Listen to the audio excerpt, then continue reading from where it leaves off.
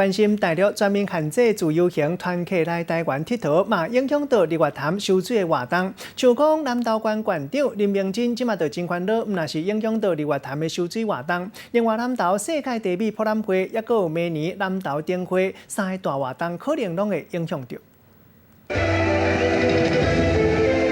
火星伫咧空中甲抛雨线，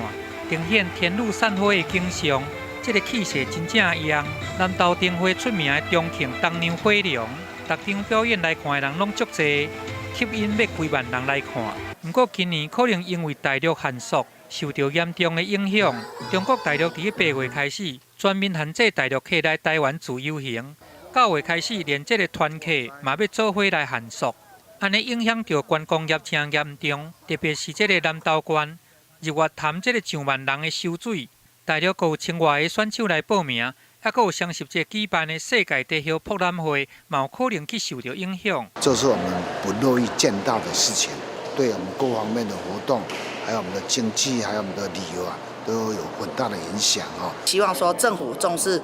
这个陆客不来台湾的这个政策的